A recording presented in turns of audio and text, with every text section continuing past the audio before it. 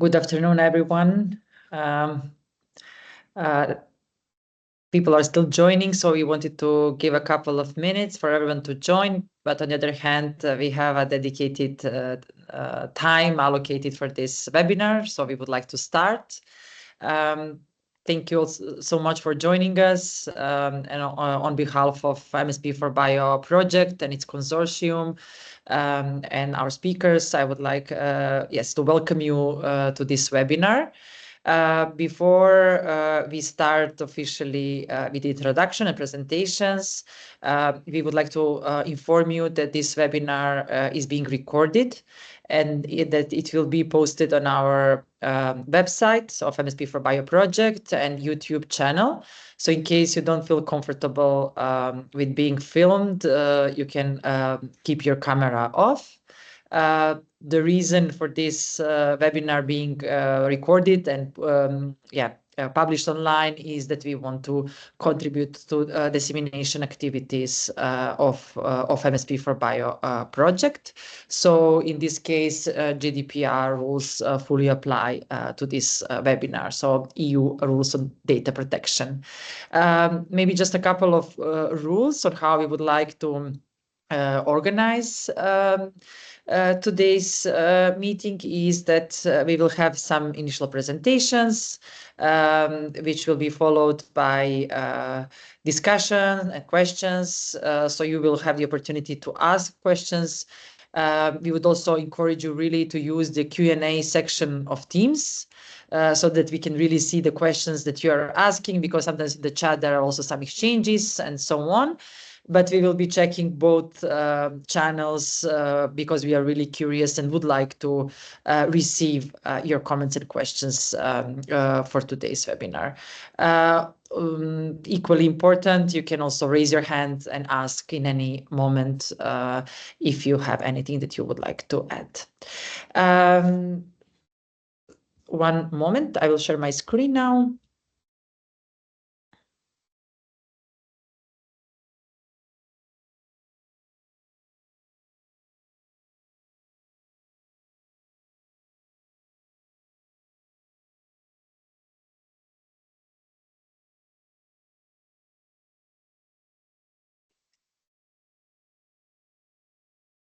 One moment, please. Apologies.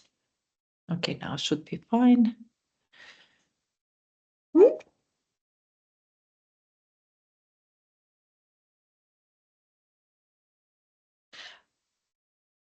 I hope you can see my screen. If you can just confirm, I'm sharing the PDF. Yes, okay. Yes, Ivan.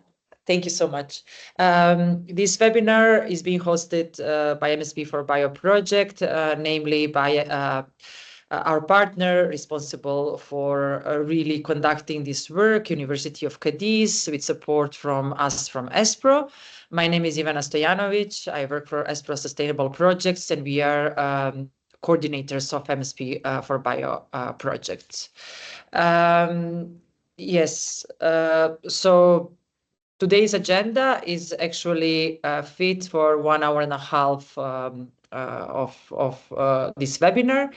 We will first, after this introductory part, introduce very briefly MSP4BIO Project so that you are aware of the context. I'm sure not everyone knows about what MSP4BIO has been doing for the last 3 years. And then we will go into more focused presentation of the guideline for nature inclusive design of blue economy sector or blue economy approaches. Here, instead of Camila, will be presenting our colleague from University of Cadiz, Javier Garcia Sanabria, and he will actually really show you this methodology, this guideline, and the products of MSP4BIO Project. And then to make the webinar a bit more interesting and interactive, because before we go to Q&A section, we invited specific experts from the blue economy sectors that are in the focus of MSP4BIO Project to give their insights actually on our work from the perspective of their work. So we will introduce them to you later on in the session 3, and we will hear from them as a nice context and setting the scene then for our final discussion of the webinar. And what we would really like to do with this webinar is really to show you the methodology that was used in MSP4BIO project to produce these guidelines. To really show you, to present to you the sectorial sheets that we prepared and actually what do they mean, what do they consist of, and what are these good management practices that we suggest.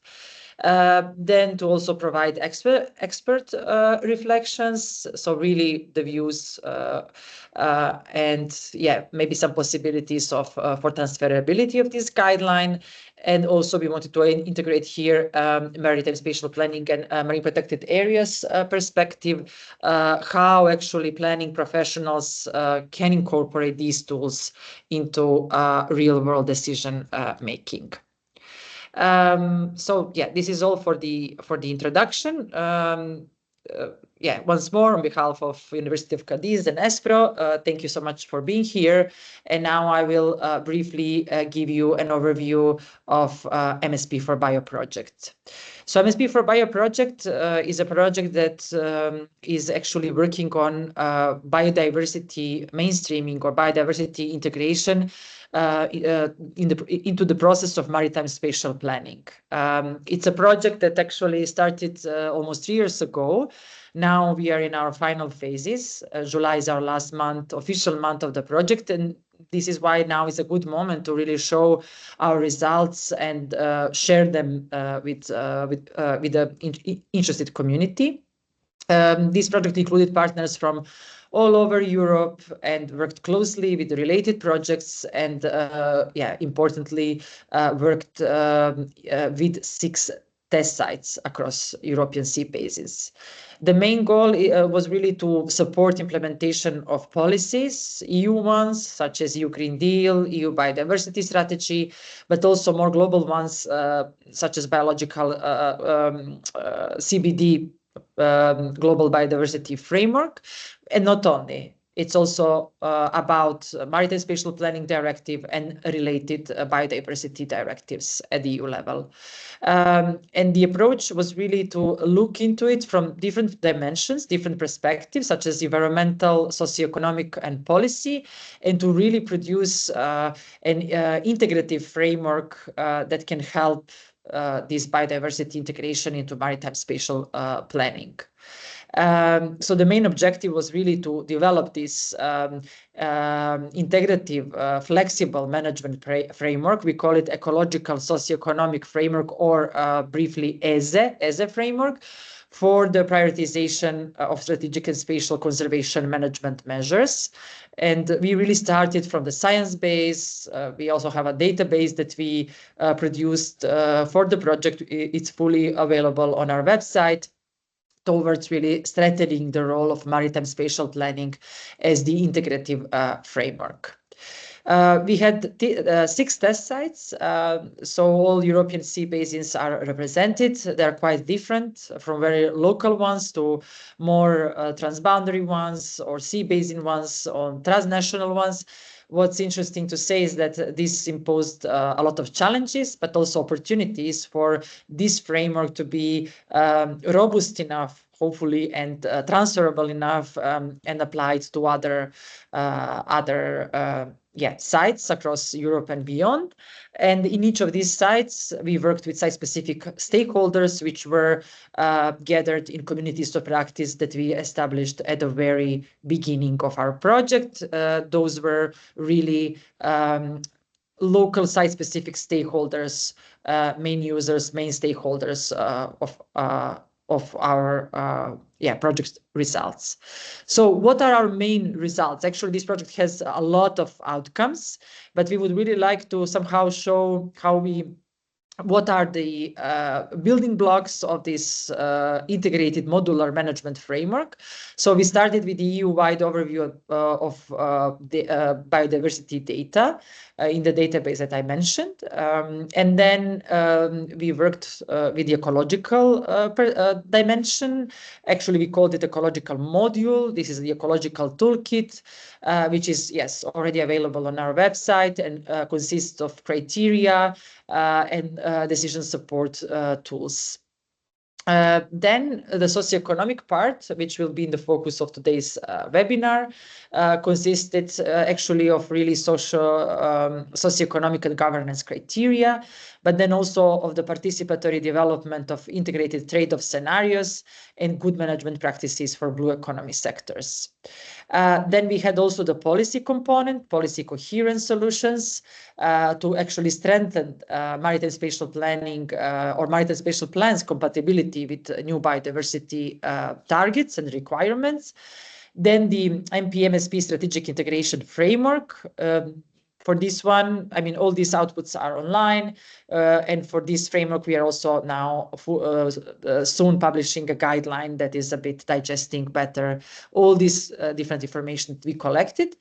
Site-specific solutions from the application of these tools in our test sites, and in the end, this integrated modular management framework. This is how it looks like, just the visual representations of different, let's say, components of the ESE framework that I just mentioned. And maybe just to say that the ESE framework will be available as a website, so as an online platform where through different entry points you can find different solutions to your questions, and also as a guidance document which will be published by the end of July. Yes, MSP4BIO is part of the MPA community network. It's a community bringing different MPA projects together. So in case you're interested, here are some QR codes that you can use to check out the MPA community network or maybe to join it. And yes, the final information is that MSP4BIO final event will be held from the 2nd to the 4th of July, hosted by CNR in Venice, but it is an hybrid event, so we are happy to host you, to have you with us online. We will really go in a bit deeper into our results and final validation before the closure of the project. And yes, thank you so much. I will stop here with the presentation of MSP4BIO. Here is the QR code leading to the website in case you want to, under publications, see some of our work, some of these reports. And now I would like to give the floor to Javier to tell us a bit more about this socioeconomic component of MSP4BIO project, in particular about the guideline for nature-inclusive blue economy approaches. Javi, you have the floor, and thank you. Thank you very much, Ivana. Well, as Ivana said, the one that was prevented to be speaking now was Camila, who is the first or the main author of the work that I'm going to present here. But I'm going to provide her email as well as mine as well, just in case if you want to ask something more in detail. Next slide, please, Ivana. Yeah. Well, the objective of this presentation is to show you a methodology that we have followed to produce some good management practices and for nature inclusive operation of blue economy sectors within marine protected areas, but also within marine spatial planning.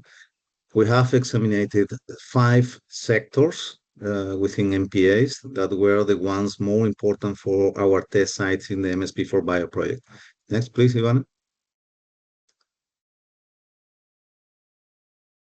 Well, starting from the beginning, an MPA is a conservation tool, but this conservation tool is often considered as the main tool for achieving the conservation objectives in an MSP initiative. So MSP and MPA are really interrelated, but these relationships is not often properly recognized. So we are trying to include this recognition in this work. So next slide, please. Well, this is the methodology that we follow. First of all, what we did in the step one is to select the important sectors and their related activities according to the importance in our test sites for in the project of MSP4BIO. As you can see, as you have seen before in Ivana's presentation, these test sites are really different: Black Sea, Mediterranean, Atlantic. So Baltic Sea, we have really different locations with different socioeconomic contexts and different needs. So what we have done is to ask them what were the main sectors that or the most important ones to be taken into account in this work. Finally, we work with 5 sectors. For each of them, we develop a sectoral sheet, and all these 5 sectors were divided, split into 22 sectoral activities. All these sectoral activities had some pressures. In the step 2, we identified those pressures exerted by each activity. For doing that, we follow the Marine Strategy Framework Directive definition of pressures, because we can take advantage of this framework that is known by everyone in Europe to do this.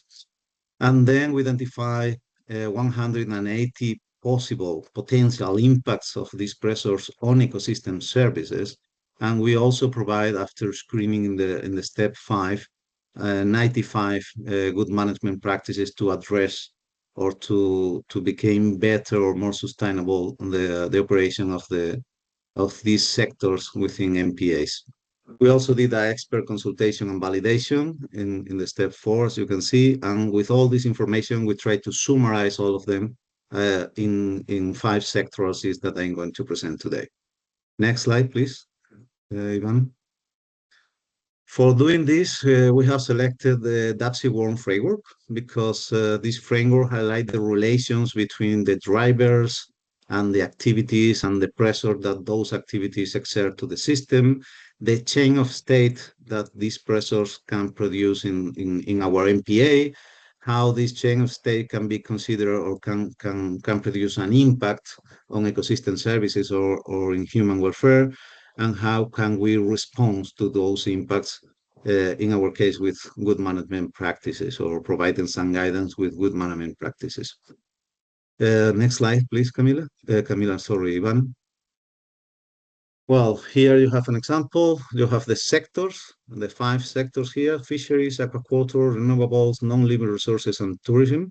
Those are the 5 main sectors that were identified in our 6 test sites as the most important for them. We relate all these sectors with the activities that we're producing in each sector, and also with the ecosystem services in which these sectors depends on. So here we have the relation between the 3 parts. Next slide, please. Here you have the Marine Strategy Framework Directive definition of the pressures. They have organized the pressures into 8 main categories: physical loss, physical disturbance, as you can see here, physical damage, contamination. We have followed this definition of pressures. Next slide, please.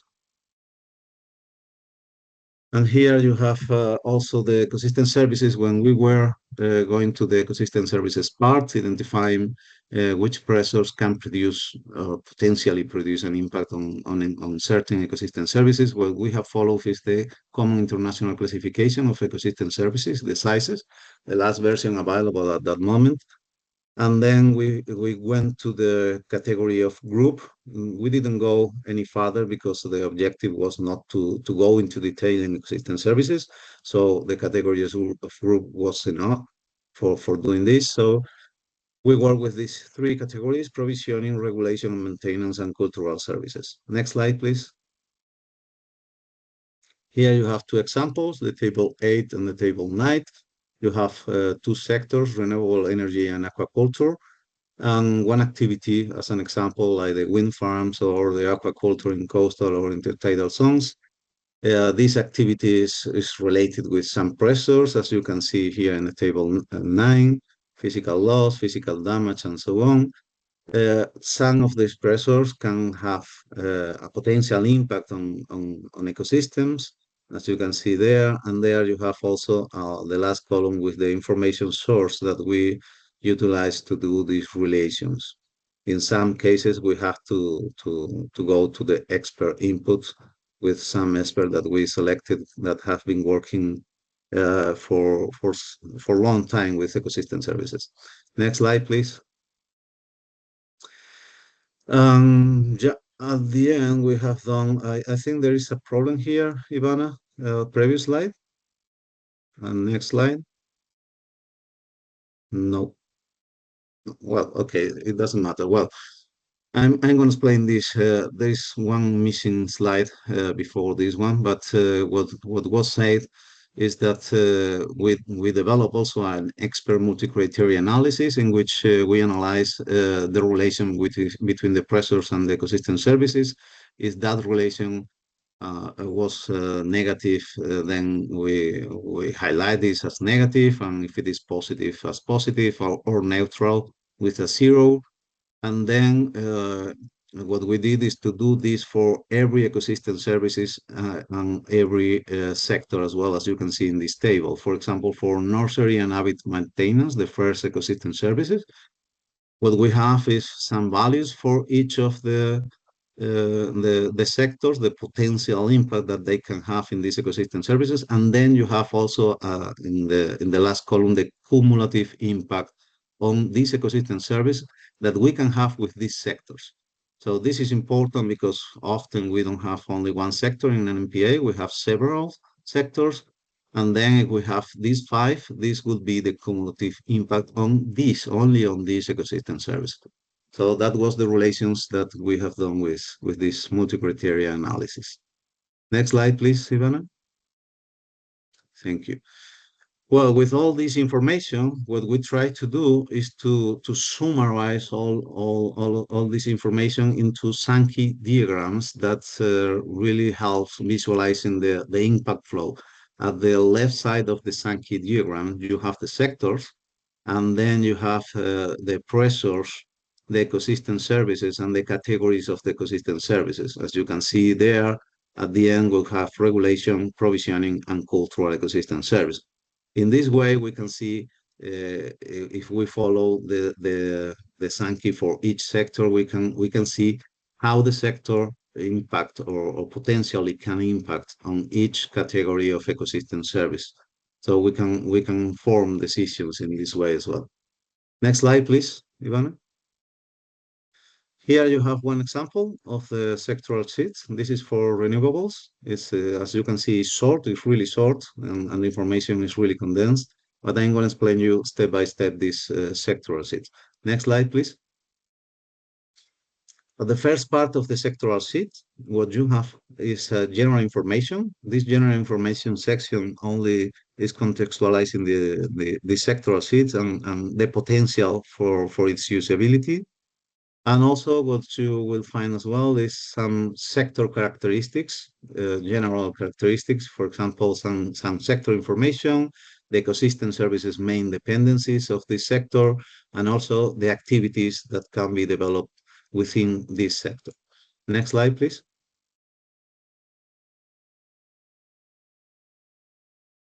Well, after this, what you have is the Sankey diagrams in which you can see the chain flow, the activities of the renewable sector, wind farm, ocean energy for waves and for tidal, and then the pressures that they can stir to the system, to our marine protected area, and the potential impacts that they can have on the ecosystem services. As you can see here, for cultural is not that much, but for regulation and provisioning is really bigger.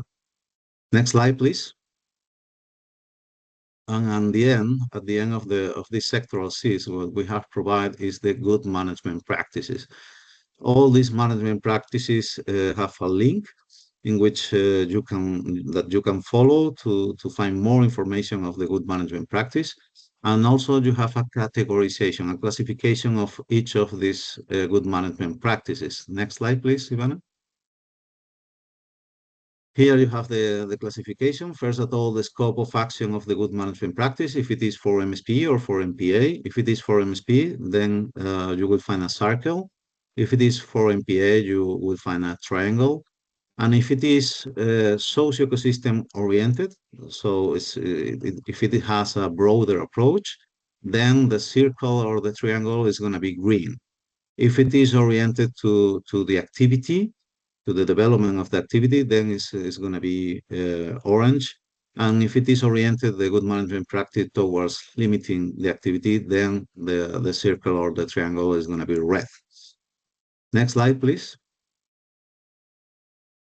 So at the end, what we have is a comprehensive work. We try to develop a working for guiding the sectors from the beginning to the last side. So often what we see in our areas is the visible part of the problems, which is the impact. We try to follow all the chain of the problem to identify really the problem and to orientate the good management practice to the origin, to the root of the problems, and not just to the visible part of the problems. And we also connected this work with the socioeconomic and governance criteria that we developed in the EC2 deliverable.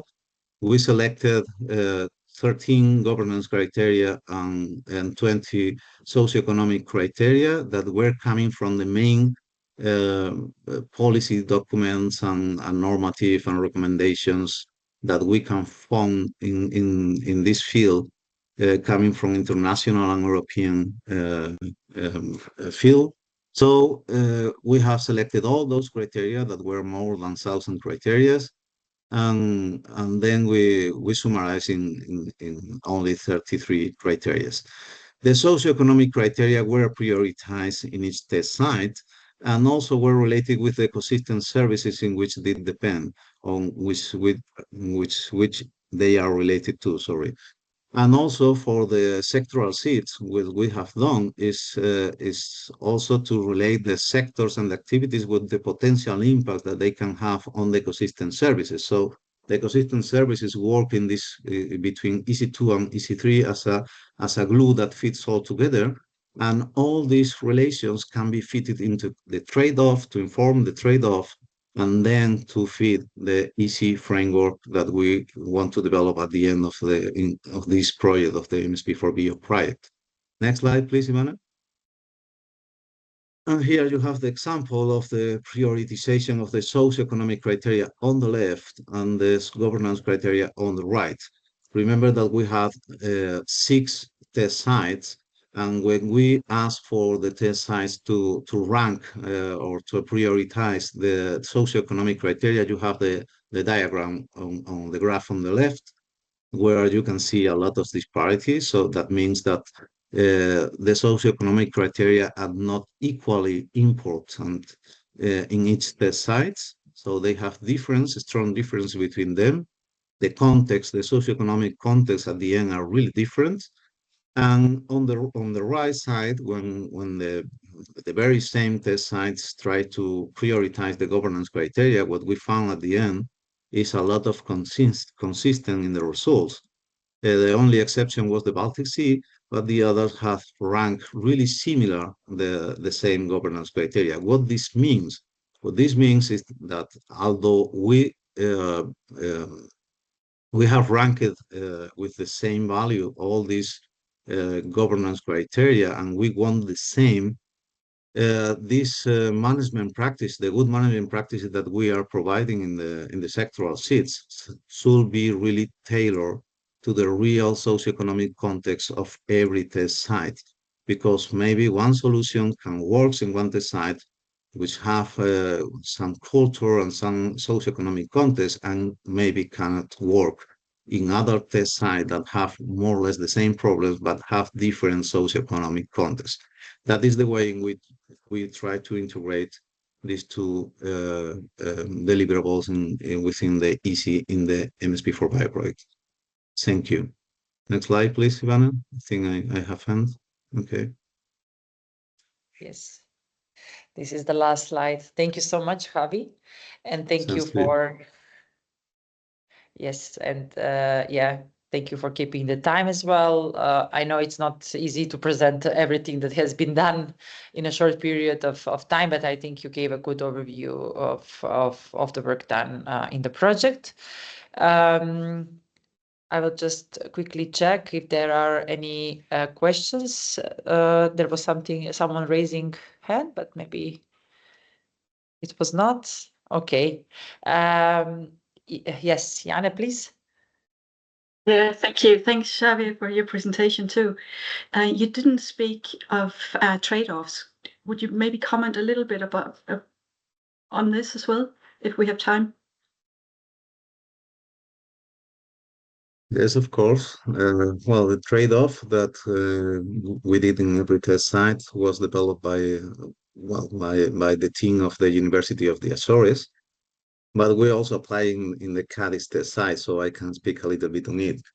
We use the C-Sketch, but the team of the University of the Azores explores a lot of possible tools for doing this trade-off, and at the end we conclude that the C-Sketch was the best one for applying in our cases. So we developed the C-Sketch in our test site, and specifically in the case of the Cadiz Bay, in which I was working. The problem that we had when we applied the trade-off was that the stakeholders there believed that they couldn't go for the trade-off without having a good management framework in the area. So when they try to go for the trade-off, they see, well, who is going to lead in this? How are they going to coordinate? Who is responsible? And all these kind of things. So at the end, what we did was the only case is some kind of special. It was the only case in which we couldn't go for the trade-offs, really. So at the end, what we have provided is a different solution for the Cadiz Bay test site that was a policy solution for building a framework. So we are going to have to apply this trade-off again in the future, probably. Yeah. Okay, but we did all of us. We did with C-Sketch using the C-Sketch methodology. Yeah. Yes, thank you, Javi. And actually, it's a good question, and it's an entire, let's say, deliverable and methodology that was also developed for this participatory mapping and for the trade-off scenarios. And actually, it was applied in all test sites, and in addition to the training for the C-Sketch, and it was actually quite interesting to, in the end, come to the conclusions for each of the test sites. For example, in some cases, even on MPA expansion and so on.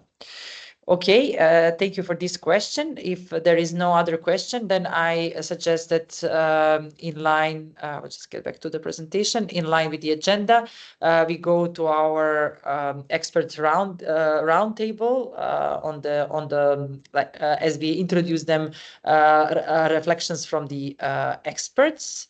So we change the slide. Have today with us 5 speakers and actually a small change. So Elena Calado was not able to be with us today. So I will take over her role to moderate this roundtable. As introduced at the very beginning, the intention was to really invite experts, people working closely with some of the mentioned sectors in the first part and also in the session 2, and to ask about some reflection and feedback on the work done in MSP4BIO. So maybe just to briefly introduce, today with us we have Adriano Quintella. He's the MPA and MSP specialist at Oceano Azul Foundation from Portugal. Then we have Anna Barbanti. She's a marine manager in the Renewable Grid Initiative. And then Jane Liburd, she's a professor of tourism at University of Southern Denmark, actually dealing with the topic of sustainable tourism. Rachel Schucksmith, associate professor of marine management and governance at in the Shetland University in Scotland. And then Anne Mollman, the head of the secretariat at Havhust, and actually she will also be presenting Cool Blue projects in this webinar. So welcome and thank you all for being here with us today. Actually, how it was envisaged for all the participants to be informed is that we would like the speakers to give us some insights on a couple of questions. For the sectorial questions, sectorial related questions, we would like to know, what do they consider realistic or aspirational in the proposed good practices? And if they find that integration of activities, pressures, ecosystem services, and management responses is useful for actually managing marine areas, and how this approach can help identify the origin of the problems and not just impacts. And how these sectorial sheets that was just presented by Javier can be applied, all translated into practical actions that support nature inclusive design. So we will first start with those of you representing sectors, and then we will go to Adriano, who will tell us a bit more on management and planning aspects of marine areas. So we have first Anne. Please, you have the floor. You have around 7 minutes. Yes, thank you. So I'm Anne Mølman from the Danish NGO called Havhust, translating into Ocean Harvest. And I'm also speaking, as Adriana said, on the behalf of the Cool Blue Project, a European Horizon project running in these years. And I think you can go to the next slide. So what we at Havhust are promoting is small-scale regenerative ocean farming. And I've chosen to represent this concept by showing you a small picture of a manifesto that we developed in the Cool Blue Project, which are 8 principles for what we mean when we say regenerative ocean farming. And you can find the manifesto on the coolbluefuture.org site, and it's like a platform, very practical orientated, so it's very far from the sort of very robust academic work that you're doing in this project, and it's much more oriented towards practical stuff going on at sea. But you can go there and see portraits and lessons and other stuff. I've highlighted a few of the principles that I think is relevant relative to this discussion on marine protected areas. The first one is that we cultivate on the ecosystem's own terms, meaning, in our view, zero input, so no feed, medicine, or freshwater used. I think that's relevant to take into account when talking about protected areas. I also highlighted the point about being very oriented towards the local communities, meaning that we sort of try to keep short value chains, not global value chains, try to keep the economic activity within the local area, and also a lot of focus on educational activities to make students understand sort of the relationship between our food systems and the nature and the planetary boundaries that we are sort of in the middle of. I also highlighted number 7 related to scale, because I think both on the very physical term, when we talk about spatial planning, of course, scale is a factor. But also when we talk about marine protected areas, we need to consider like the scale of the activities that we're doing, that the ecosystem can absorb more of the effects if we operate on a smaller scale rather than on a very large scale. You can go to the next slide. And so what of course, I have a sort of a very very practical view on these sectorial sheets, and I salute the ambition of trying to make all this very thorough and very comprehensive work, putting it into something more readable and more action oriented. So thank you for that. I'm of course happy to see that you include community-based activities, such as the one in Ebeltoft. I would just like to note that it is like a sort of a more recreational activity rather than actual food production. So that's just to take that into account. I'm also happy to see that you mentioned zero input species like mussels and seaweed, because I think we should also look towards what we produce in which areas. And of course, I'm happy to see the educational awareness, although I would say that I think it's relevant, not only in relation to IMTA, if I read the chart correctly, I think it also should apply to the other areas of the aquaculture sector, or at least could be relevant. I would have hoped to see in these sheets a bigger attention to scale, as I also touched upon before. Perhaps it is included in some of the certifications that you mentioned in some of the boxes, but at least it's not very apparent to a non-expert. And I think these sheets are intended for, as I understand it, for policymaker in a broader sense rather than experts. So I think that's at least something to consider. And I would think that we should, when we talk about MPAs, have some more clear recommended restrictions on what we can actually do in an MPA in order to actually protect the on here in Denmark, where I live at the moment. So I think we should be more bold in saying that something should just stay out of MPAs. Going on to the real world uptake of the sectorial sheets, I think the snaky chart is, I completely understand what you're doing, but I think it needs even more simplification and translation into a more simple structure if it is to make sense to non-experts. I think the visual of these lines going, it's very difficult to actually read it. I'm sure the data behind shows a lot of interesting points, but I think in the way that it is now, I would say it doesn't provide that much guidance in policy making.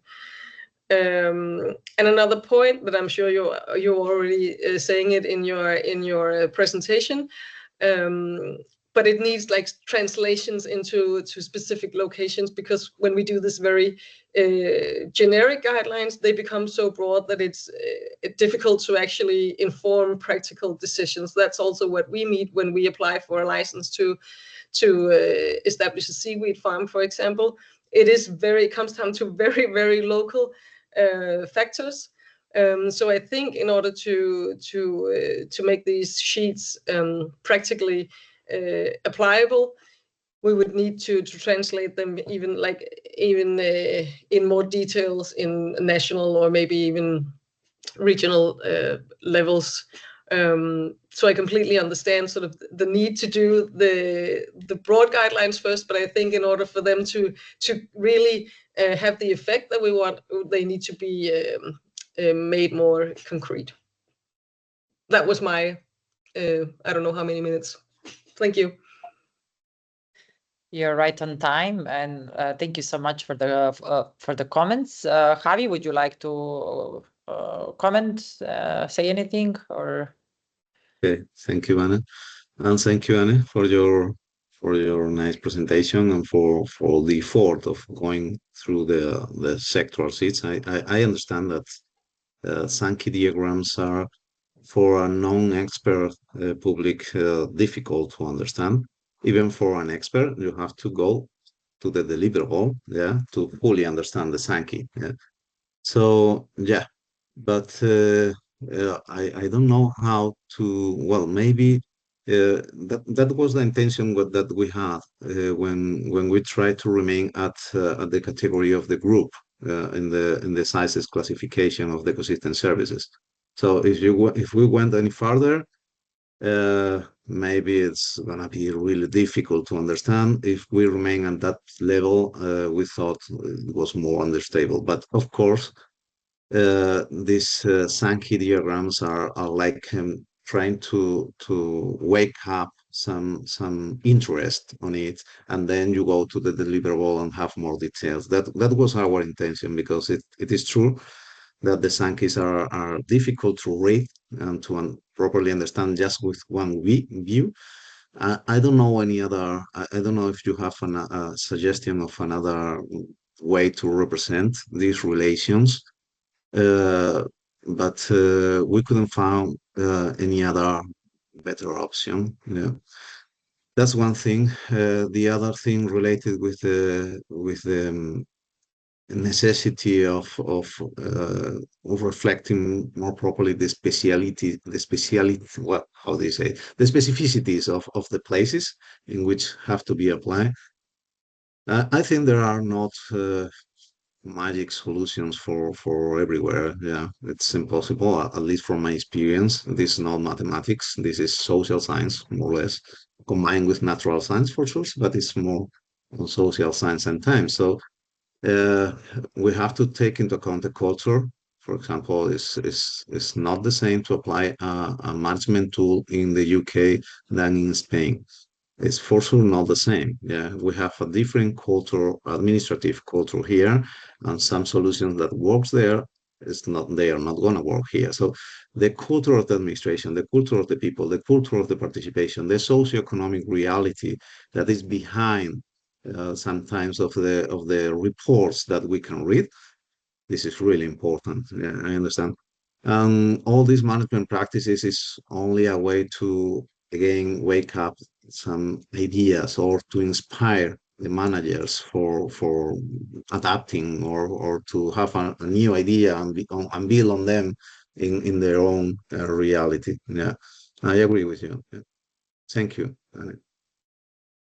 Thank you, Javi. And here we can really highlight that these sheets were actually a nice way to summarize this big quantity of work that was done per sector. So this was the first one on aquaculture, but actually then details and analysis and, let's say, more elaborated explanations can be found in the report. And maybe our project is ending now in a little bit more than a month, but maybe a possible follow-up project that can go a bit more into details and go into these specificities that were just mentioned. Okay, Anne, thank you so much for this. I'm just going to check very quickly if there is anything in the chats. Okay,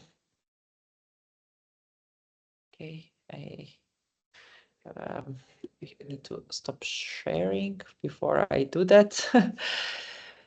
Okay, I don't see any other request for the floor, so I would say that we can proceed.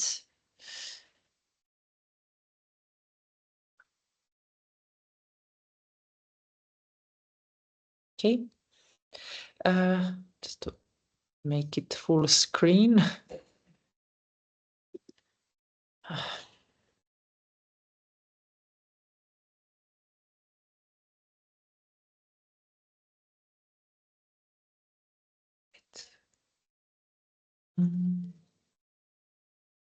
Okay, now it's here. Apologies. Sometimes technology is not my best friend, but thank you for your patience. Should be fine now, I hope.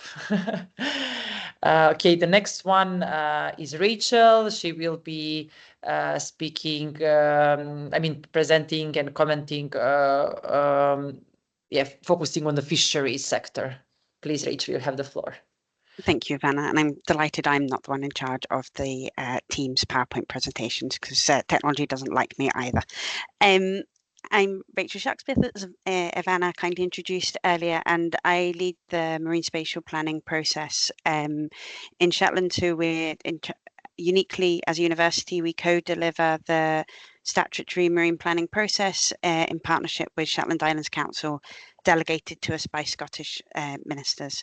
And I'm going to be speaking about some of our work to integrate marine biodiversity and marine protected area management within the fisheries processes and marine spatial planning in Shetland. Next slide, please, Ivana. So just for those of you who don't know, the Shetland Islands are the most remote, geographically remote part of the UK. So they're roughly level with Bergen and about 120 miles north of the tip of Scotland. But we produce more, or land more fish, sorry, than England, Wales and Northern Ireland combined, and we produce around 50% of the UK's finfish aquaculture and 80% of its mussel farming. So the marine environment, we're a highly economic marine environment. But we started piloting marine spatial planning back in 2006, where we started to explore the pressures that were being exerted on our habitats and species and how we could support sustainable management in the long term. And we wanted to integrate this biodiversity management within marine spatial planning as well as our fisheries management, and that included examining cumulative pressures on the marine environment using a similar process to the DIPSA process that was highlighted here by Javier. So one of the barriers or these Orion barriers I want to reflect on is that fisheries isn't legally included into marine spatial planning processes, which was the main driver for this, and how we could overcome understanding these pressures on habitats and species became a key point of discussion, because other sectors didn't want to make concessions if they weren't going to be applied across all the sectors. But uniquely in Shetland, we have local control of our fisheries out to 6 nautical miles. And so therefore we were able to work collaboratively with the fisheries sector to look at ways that we could introduce measures that was going to create benefits for everyone, both the environment, but also for the social, the economic functioning of the fisheries as well, and allow them to gain MSC accreditation. So what we explored was the development of spatial measures within the fisheries that could then be applied to the marine spatial plan. So next slide, please, Savannah. So as I mentioned, we have a regulatory order in Shetland that was the first act of the Scottish Parliament in 2000, and it's been able to implement a range of fishing measures, including increasing landing size, gear limitations, and restricting the use of specific types of fishing approaches that could exert unacceptable pressures on particular habitats or species and reduce the long-term sustainability of the fisheries. So next slide, please, Elena. So some of these habitats we were particularly keen on exploring management of included horse mussel beds and reefs, which are OSPA identified important habitats. They're now identified as important blue carbon habitat as well, and they're an important nursery ground for our fisheries, and they are incredibly sensitive to a range of pressures and have been there for hundreds of years. So next slide, Ivana. And also our mearl beds, which again are they're made of calcified algae. They grow at 1 millimeter a year, so their beds can be thousands of years old. Next slide. And seagrass, which is also very sensitive to fisheries and other types of pressures. So again, and provides again a nursery ground fisheries, so sensitive to pressure. Next slide. So one of the concerns by everybody, be fishermen or aquaculture sector, is that where these habitats might or might not occur and the data that underpinned it. So I guess two challenges is where the pressure was happening, particularly relating to fisheries, where it's always difficult to engage every fisherman in detailed fisheries mapping, but it's potentially easier to map where these habitats occurred. So we were commissioned to do acoustic surveys to identify where the habitats occurred, and we found that many of the historic records were spatially completely inaccurate, as the fishermen had told us. So one of the key positives of our process is that we provided historical records to the fishermen, and they voluntarily chose to close the historic areas, but we promised to resurvey them so that the fishermen had confidence that we were protecting things that actually existed. And then that survey process identified that all the historical records, not all, most of the historical records were fairly spatially inaccurate, and our drop-down video footage allowed us to map this in detail, and that allowed the fishermen to feel they had control of the process at all stages, because it wasn't just us dropping in saying that we must protect this and then never seeing whether we were protecting something that was even there. So that helped the fishermen have a feeling of control, and also that they would be listened to. Next slide, please, Ivana. So what this led to was a series of 26 closed areas around the Shetland Islands, which were detailed in a great level of detail, including one, some of them were quite small to protect smaller beds, and one that's relatively big, which is now part of our MPA network. And one of the differences or advantages of this approach that the fishermen preferred is that instead of one very large MPA with a kind of quite square boundaries, the closed areas are tightly aligned with the features that they're trying to protect, but also because we've protected so many small places rather than one big locality, although this particular locality that's drawn out in the map here is quite large, is that the impact of the biodiversity management measures was shared between the fleet. So it wasn't just one part of Shetland that was being asked to make a disproportionate sacrifice, and the other reduce the displacement effect of the fishery as well. So next slide, please, Ivana. So as I mentioned, the closed areas are for merle, horse mussels and seagrass. One of the circular outcomes of our process is that whilst with a part of the marine spatial planning process and a desire to understand cumulative pressures, we highlighted where these habitats were that we wanted to protect.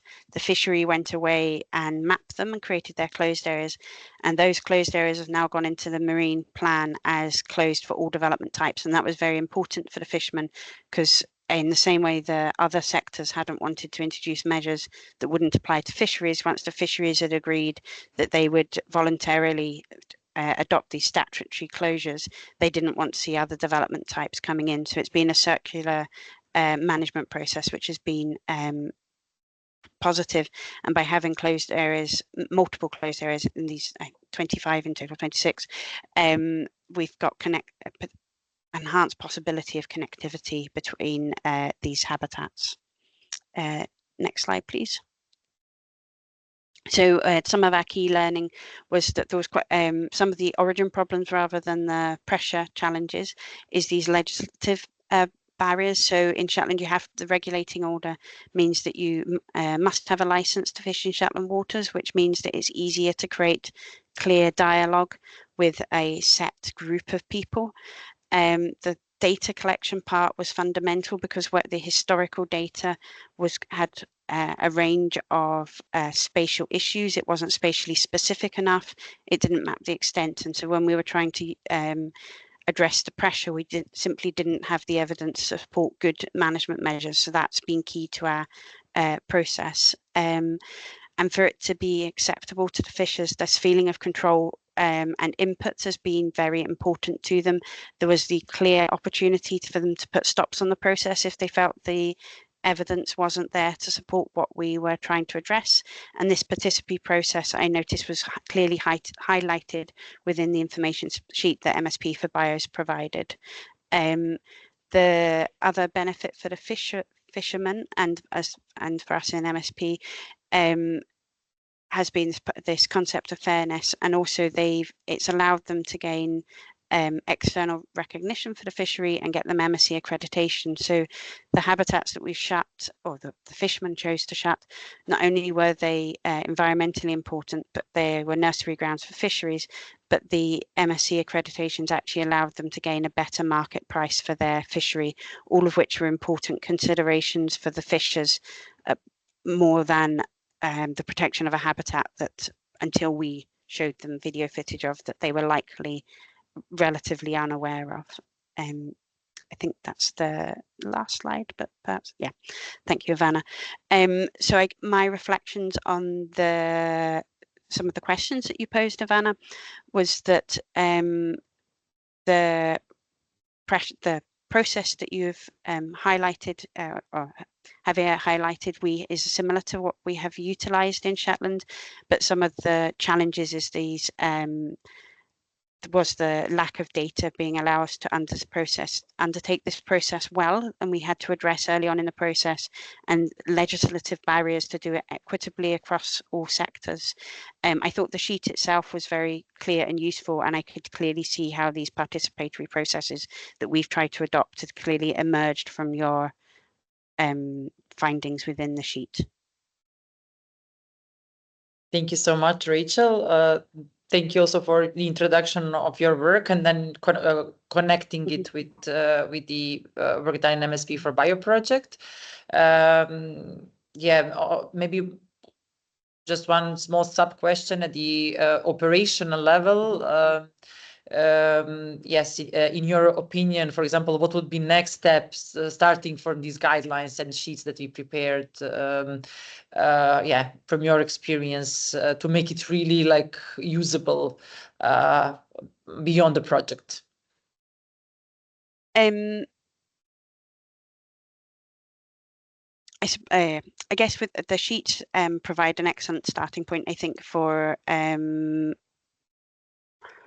somebody starting in the process. And I imagine within the rest of the information in the MSP4BIO, there's probably more information on the specific tools that people can use, which I think is the next step, and was some of our challenge when we were trying to address cumulative pressures, is particularly which is the best tool and how to get into the specificity of that. But I think that's further possible within the MSP4BIO project to dive into, isn't it?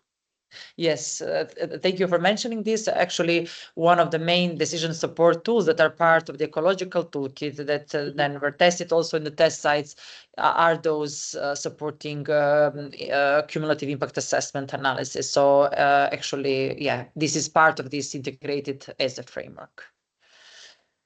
Okay, then thank you so much. Javi, would you like to add anything, or we can proceed? No, just to thank Rachel for taking the time of going through the sectoral sheets and to share with us her experience on her incredible work there. Yeah, thank you very much. Thank you. We can go further. On our third sectors pre-selected for MSP4BIO project was tourism. So we have here with us Janne Libert from Denmark. Please, you have the floor. Thank you very much, and also thank you for the invitation to present my reflections here on your work today. In addition to being a professor of tourism and working with sustainable development as well, I'm almost about to transition to Spain, and I look forward to experiencing the cultural change, even though I've worked very closely with the University of Girona for more than 15 years. For 8 years, I was also the chair of the UNESCO Wonsi National Park, which is a transnational UNESCO World Heritage Site. And in that capacity, I also oversaw the development and implementation of, in the Danish context of the national park, 4-year sustainable development plans. And in the context of the joint World Heritage Site, which Denmark shares with Germany and the Netherlands, we developed a 10-year single integrated management plan, which may also be of interest to you. So next slide, please. I am going to start by setting the scene for tourism.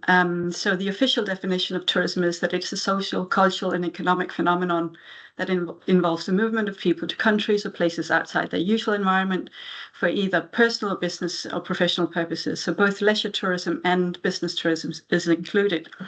And to give you an idea of the size of this amazing sector, only in 2024, we saw 1.4 billion tourists travel across national borders.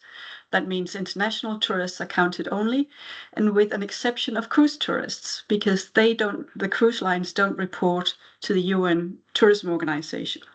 That's an important point regarding the sheet as well, which I'll return to shortly. Another issue that is not addressed in this project, as far as I can see, is tourism's contribution to climate change. So the international sector accounts for about 8% of the world's global carbon emissions. And ironically, given that we have tourism acknowledged as a complex phenomenon, success is only measured by growth in arrival statistics. And that means that more equals better. And when we talk about tourism, we talk about generally impacts, and somebody, I don't know how they do it still, judges whether tourism's impact in a particular place is good or bad. And that means that what we see in terms of nature and culture, they are seen as resources, almost equivalent to ecosystem services as a concept. But in this case, they became something that is for sale to tourists who may or may not know very much about where they are. That's a little bit harsh in terms of the characterization, but still it is a prevalent way of looking at tourism and tourists, that they are stupid and ignorant, despite the fact that it is every single one of us, I guess, who take part in the session today too. Next slide, please. So what's important to understand is, and something that is very much not looked upon when 1.4 billion people are on the move every year, is that it is also the world's largest voluntary and peaceful movement of people within and across national borders. It is a source of relations about our own identity. It's about physical and mental well-being. It's about intercultural exchanges. It's about learning and local pride. It's about collaboration, because nobody can work in tourism on their own or travel as a tourist without engaging with others. And then it is also about, of course, as I mentioned before, nature use, but also with the possibility of engaging actively when we travel in perhaps stewardship actions and much, much more than that. So the point is that instead of seeing tourism alone as a sector, standalone sector, we perhaps need to open our eyes to the fact that it is a complex, a very relational and dynamic part of nature culture systems overall, which take place very sort of physically in various areas around the world, including marine protected areas. For me too, and after more than 25 years of working with sustainability, I agree with Anna that zero impact is no longer sufficient. And to me, sustainability is really orientated towards the past, trying to maintain a presence or a status quo that no longer is. And to talk about a dynamic phenomenon like tourism, to talk about achieving a balance, which is what is depicted in the graph in the middle, really is nonsensical. And what sort of emerges from all of this is that in attempts of sustaining green growth, which of course is the agenda you've had to work with too at the European level, we've simply forgotten that humans are nature too, which is what I've put the red circle around in the bottom of this slide. Next slide, please. So with tourism as a very visible anthropogenic threat, it is also an opportunity, and it is something that we need to take serious and not just as a negative impact with potential economic gain. So the opportunity to engage tourists in recovery or restoration or regenerative activities, including citizen science, to guide actions in practice is a very real, but again, overlooked opportunity. One example is a project I'm involved with is called ISOSCAN, which is short for Isotope-Aided Assessment and Forecasting of Hydroclimatic Extremes in Scandinavia through stakeholder co-design. There's a link to the project included in the slide, and I must apologize that I have omitted the EU logos. It's funded by the EU Water for All project. But the key about, or the sort of main message about ISOSCAN is that we're working on actually having great difficulty with current weather prediction models because they are turned to the present and not able to adequately represent future extremes. And that's why we need snow samples or water samples from remote areas to improve those models. So what we've done, and this is my part of the project, I'm not a meteorologist, they are the ones in Bergen and elsewhere in Scandinavia, but I'm in charge of the stakeholder co-design, where we have developed a scalable citizen science framework, and that is to involve not only locals, but also local nature users, but also tourists visiting northern Scandinavia to overcome this lack of spatio-temporal isotope data. And instead of just using citizens and tourists to collect data for scientists, we've created a feedback loop so that if you are contributing, you can actually follow the process and see what results are being produced as part of the process. And that means that we're trying to shift tourism to be a transformative activity in the service of all life instead of service of a single economy.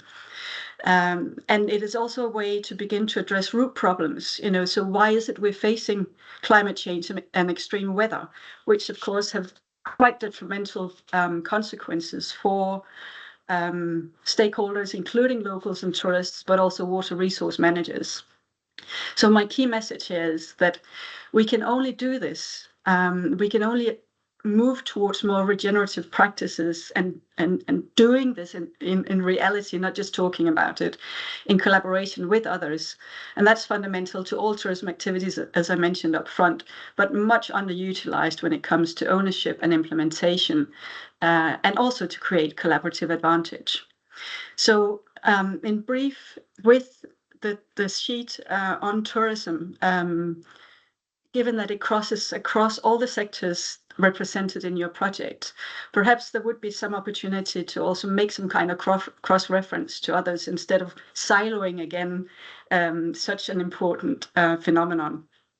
I'm completely turned off by anything that has to do with trade-offs, because it is a super anthropocentric way of thinking.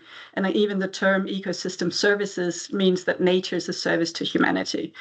So beginning to maybe grapple with that is, I think, what will be also the more ambitious and aspirational goals of your project and outcomes. And I think the complexity are actually nicely captured in the Sankey diagrams. But my only reservation is that because you also mentioned cruises on as part of the sheet, it is a completely different ballgame. So thanks for picking that up. Good luck with making the cruise industry also begin to take responsibility in transformative practices for better futures. So thanks very much. Thank you so much.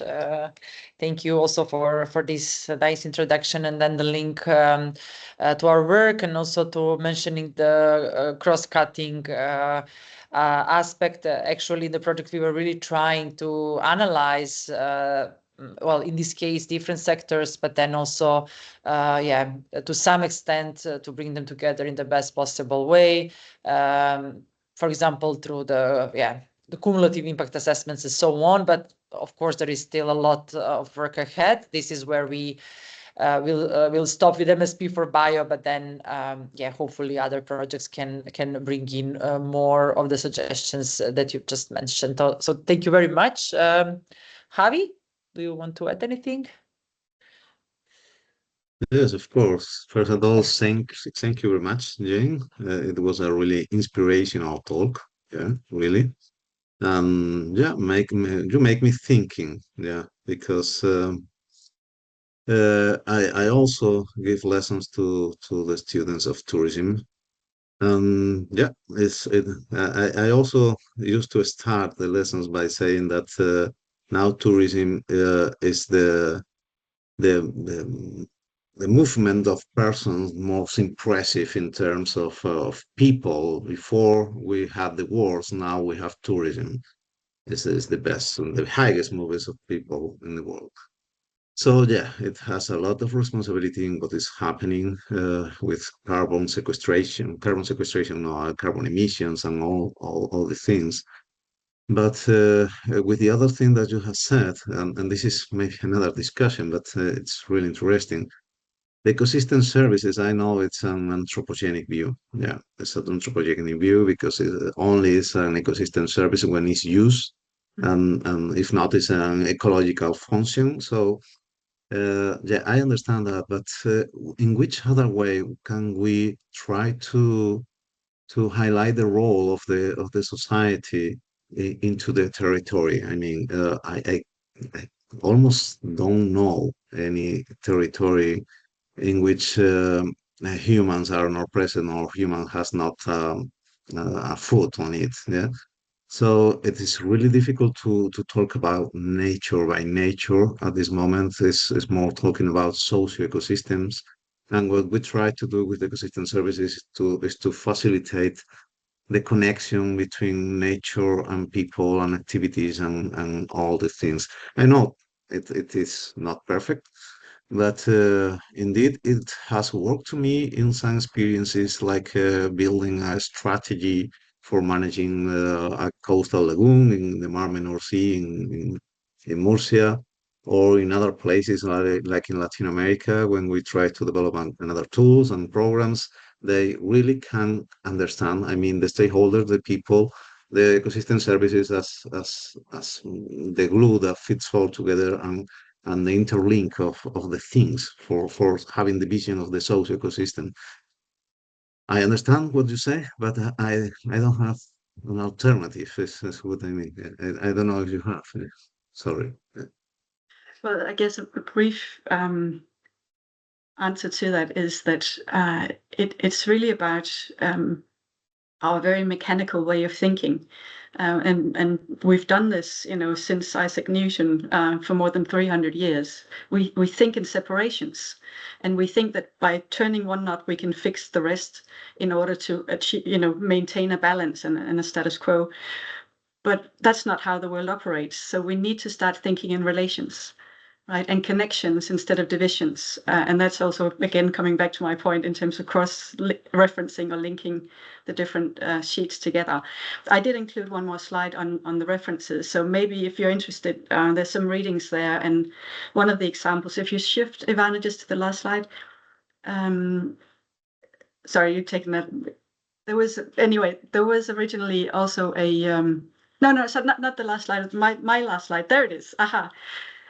So the reference to Leibert and Walsh is actually some of the work that I've done in the Trilateral Water Sea, where we talk about the importance of shifting how we think and how we govern this World Heritage Site. It's just 5 pages, so maybe that could be of interest.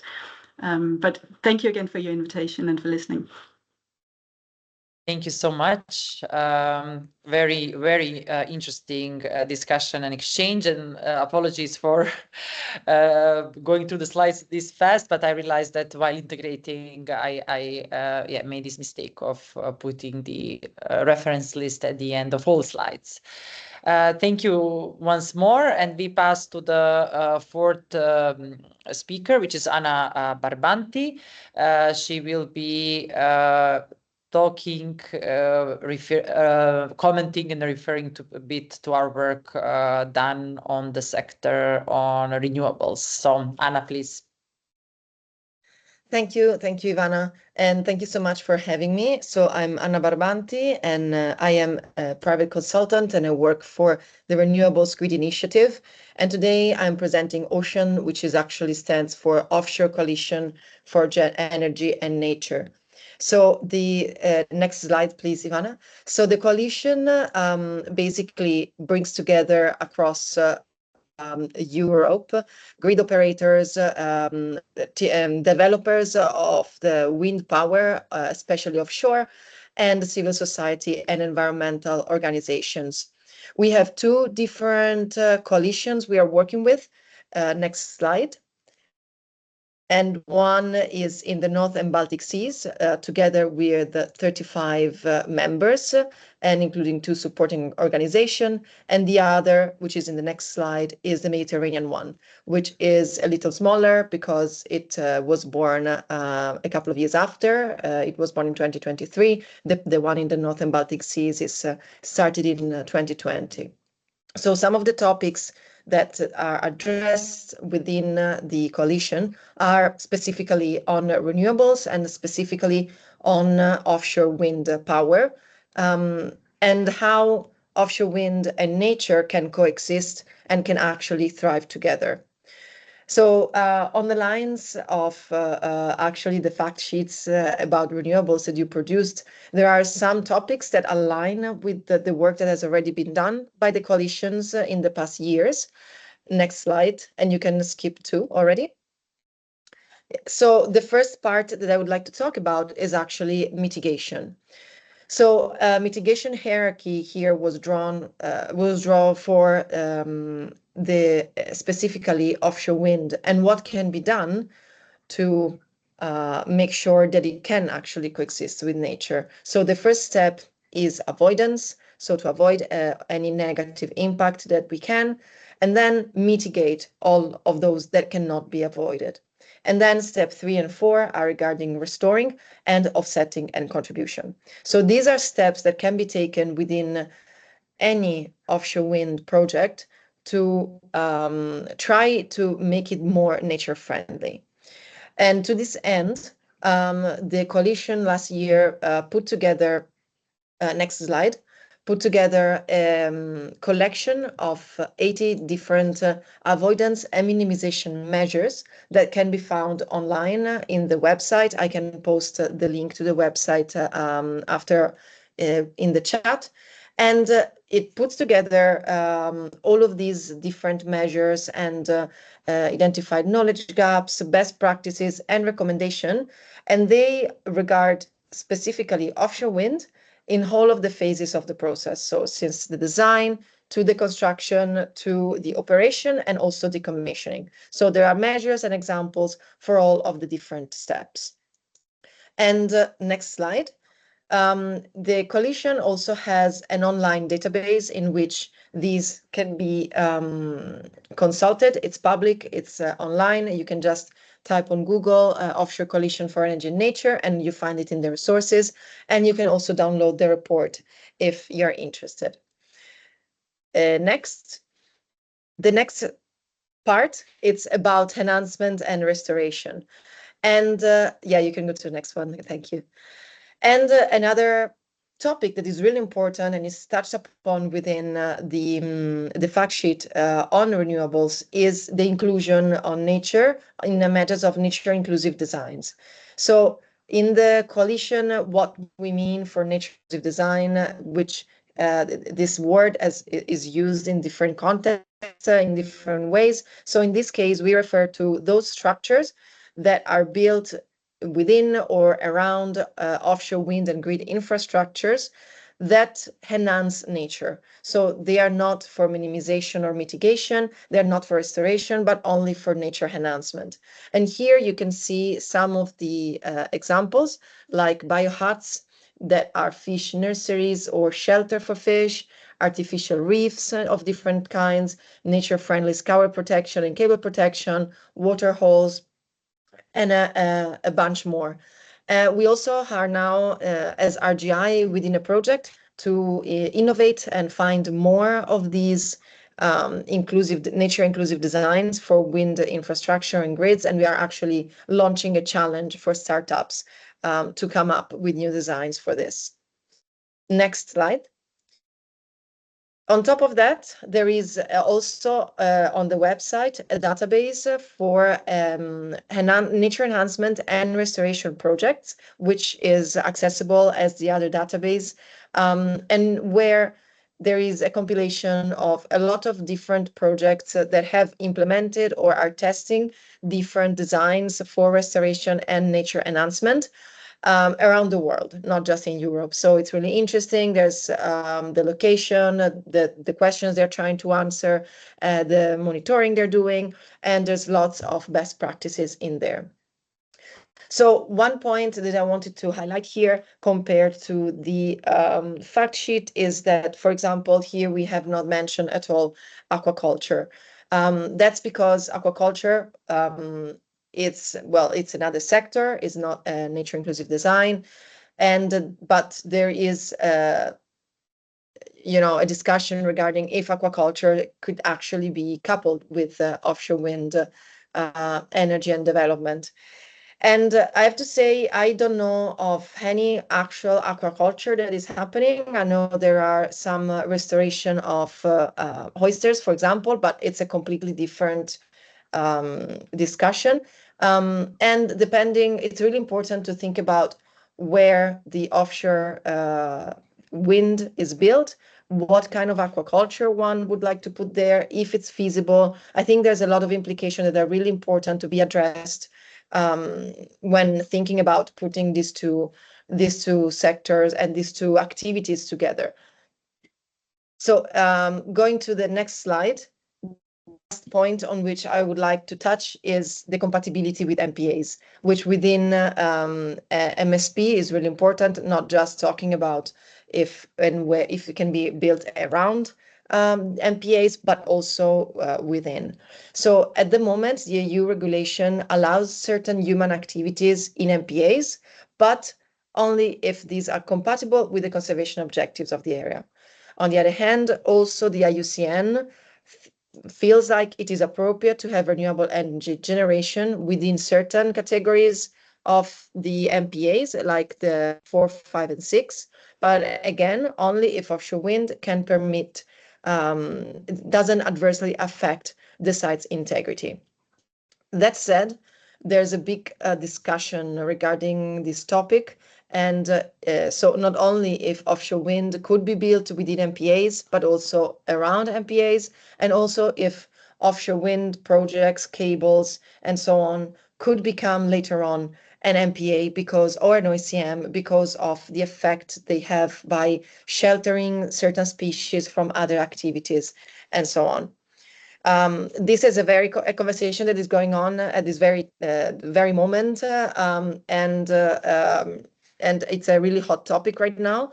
I think that having some references to this point within the fact sheet could be useful as well, because I can imagine that for MPA managers that are not that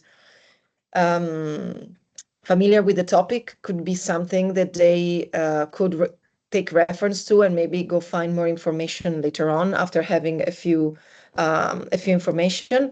And overall, at the moment, there are a few examples of turbines being tested and built in MPAs, like in Belgium and in France, for example. So that is all from me. If you go to the next slide, I leave you, for anybody that is interested, with the website of the Ocean Coalition.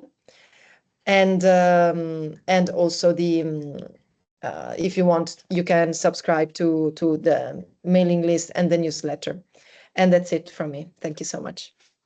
Thank you so much, Anna. And apologies, it took a moment to No change worries. the slide. We have a question here from Eva. I will just enable. I see now that maybe she doesn't have the opportunity to. Okay, now should be the case, Eva, that you can take the floor. Hi, I cannot put on my camera though.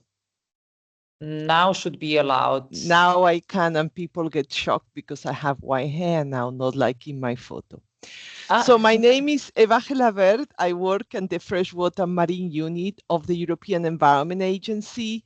I've been very interested in your webinar. We at the European Environment Agency try to provide European level views of everything, and it's a struggle sometimes with certain things. The MPA issue overlapping with spatial planning, with the development of certain activities more than ever before, like offshore wind and the banning of the bottom trawling. All this is a very hot potato at the time that we see other things not going so well. So I'm here representing other colleagues. I'm sending them material because it's always fantastic to see how EU money is being spent in producing science and that people like us at the policy science interface can use. So I've been very interested in all this. Two things I wanted after my speech here, two things I wanted to say. One of them is I was very interested in the measures to make offshore wind compatible with nature. That you said there was a report with 80 measures covering also the commissioning, because we've been struggling to find the commissioning information. I have logged in your webpage into the publications. I'm not finding that report, at least at a glance. So if you wouldn't mind putting a link in the chat, I would be very grateful. Then for the fantastic lady that that I think she's Danish going to Spain. Good luck. I'm Spanish living in Denmark, so it's the other way around. I think I'm winning. I think I'm winning. In any event, you said things that I believe all my life, but they are impossible to implement when you work at the EU level. Okay. And I just wanted to clarify, I've been leading the marine component development of CISES. So I was very happy Javier used it, because we do this work for a reason. Okay. I've also been working very strongly on the MSFD. So I was happy you used the pressures, because when science projects, research projects use the EU level typologies and definitions, then those things can be applied faster and better. So I'm delighted that this is there. But a small consolation to the Danish lady going to Spain. CISES looks at the intrinsic value of nature. It's a small consolation, but it does. So in the cultural services, it has a lot of services that are actually reflect the intrinsic value of nature to a certain extent. So that was my small consolation when I were developing the marine component of CISES. Yes, I don't believe in the utilization commodification of nature, but just to tell you, by the summer, we will have a proposal from the European Commission on nature credits. Okay, even maybe towards offsetting. So, you know, this is the trend. It's impossible to stop at these levels. Anything nice that can happen bottom up is lovely, because then we can use it as an example of things being able to be made in a different way, but it's unstoppable. So people like me, what we're doing is informing and mitigating. That's all we can do. So, but to complete, look at the cultural services in CISES, because some of them are about the intrinsic value of nature. And that was the only thing that kept me a little bit sane as I was working with CISES and on natural capital and ecosystem capital and all those things that are just, you know, what they are.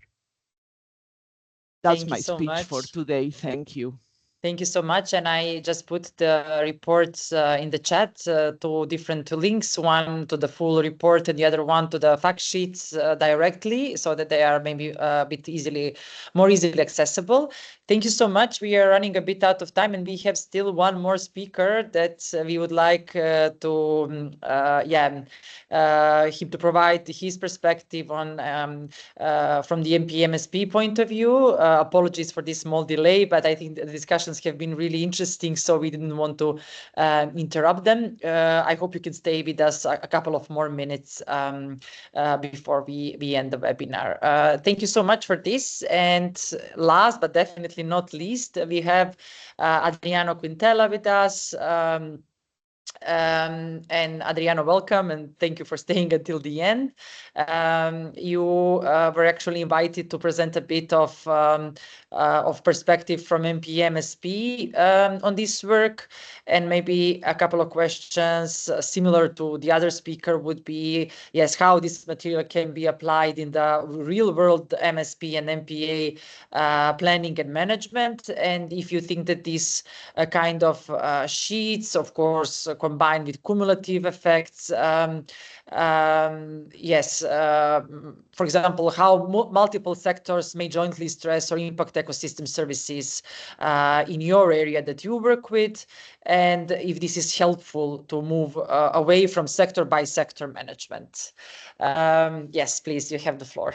Thank you very much, Ivana. I will try to be brief. So I'm a marine spatial planning specialist in the Blue Azores program and the Oceano Azul Foundation. As you might know, Blue Azores have just designated the largest MPA network on North Atlantic, and I'm now involved in the creation of the management plans for that network. So regarding I will analyze the utility of the deliverable as a whole, not just the sheets. As far as I was able to understand, this report actually provides a comprehensive and actionable framework to support the integration of ecological sustainability into MSP and also conservation planning. From the applications, I highlight the strategic zoning based on the ecosystem services. I think that this methodology fosters and enables planners to map sectoral activities against ecosystem services and pressures by using a structured model. It also can support evidence-based spatial zoning by helping determine which activities can coexist with nature and where actually stricter protections are needed. Regarding the sector-specific guidance for management, I think that the sectoral sheets can be a valuable tool to understand and also manage each sector by providing detailed activities breakdown. The Sankey diagrams can help us visualize the pressure impact ecosystem services chains, and also the good management practices are grounded in the real world cases. In fact, I think these good management practices can be almost directly used in the management plans in a way that we can move forward from an activity-based management into a more behavior-based management. But I think we will need an entire webinar for this change of paradigm. These are the highlight. These are highly relevant for MPA managers. Also, the authorities that are in charge with providing the licensing, because I think we might need to make sure that the good practices are taken into account for providing the licensing. Also, by supporting the trade-offs and scenario planning, by using the cross-sectoral ecosystem services impacting matrix, it also becomes easier to anticipate and communicate these trade-offs. It can help on solving some conflicts and also explore some multi-use compatibility. Regarding the cumulative effects, I think that yes, the sectoral sheets can help to make this analysis. However, I think there is a missing link here, which is a spatial dimension, and by that I mean what is the radius of influence? What is the traveling of these pressures on the space? I think it's the only link missing for a true cumulative impact assessment. However, these ecosystem services matrices aggregate pressures for all the 5 sectors analyzed on each ecosystem services. For example, when you analyze the nursery and habitat maintenance ecosystem services, you can see that it's been negatively affected throughout all sectors, and this suggests highlights that there is a need to include this area as a priority area for conservation. Each diagram represents a sector-specific flow, and it follows a consistent format, enabling overlays and comparisons. It can inform GIS-based spatial conflicts by mapping and guide cumulative impacts assessments in planning. The matrix and diagrams can help reveal the hotspots, as I said, where multiple sectors converge, and also allow prioritization of management responses and planning for multi-use zones. Regarding the last question, which is basically how can this move forward from a sector by sector management, and I think that this report, this deliverable, can make a strong case and provide a practical tool to move beyond these silos sector planning. By using a shared classification system, the SICES, and common methodology, the report encourages alignment across agencies, sectors, and planning levels. The practical scalable solution kind of analysis, I can see that the ecotourism models to aquaculture best practices and adaptive zoning to and compile scalable real-world solutions that provide systemic coordination. and not just sectoral regulation. So to finish, I think that this deliverable actually can be used in a practical way by anchoring marine spatial planning decisions in a more transparent and science-based trade-off analysis. Can also facilitate the cross-sector collaboration by using common language and the visual tools that you provided in the deliverable, and also by embed nature inclusive practices in every stage of the MSP and conservation planning processes. It also, I think, that advocates for multi-use innovation, both in national and regional marine policies. But I have to say, I also agree with Anne regarding the more restrictions, because we must see, for example, marine protected areas in a investment return kind of perspective. The costs of having an MPA, to manage an MPA, are more or less fixed, and they are high, right? So the only thing we need to do is to make sure that this return is provided.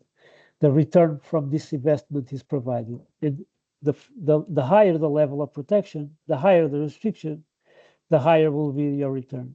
And that's my final message for you. Thank you so much, Adriano. It's a very comprehensive observation, and actually, very useful one. As we said, we are at the end of the project, so we cannot integrate much more at this stage. But we definitely take note of all this input for the further, let's say, project uptake and activities. Javi, would you like to comment anything before the end? But we should be brief because we should start wrapping up. Sorry. Yeah, we are out of time, and that's a good indicator, I think. So yeah, thank you very much, Adriano, for your point or step-by-step analysis, which is great. I agree with most of the comments. I know that the sectoral seats is a first step, but I think it's a step that can be in a good direction. So what I think is that highlighting the causal chain and the relations, we can finally understand the problems and go to the roots of the problem instead of the impacts of the problem and going farther and farther in the same circle.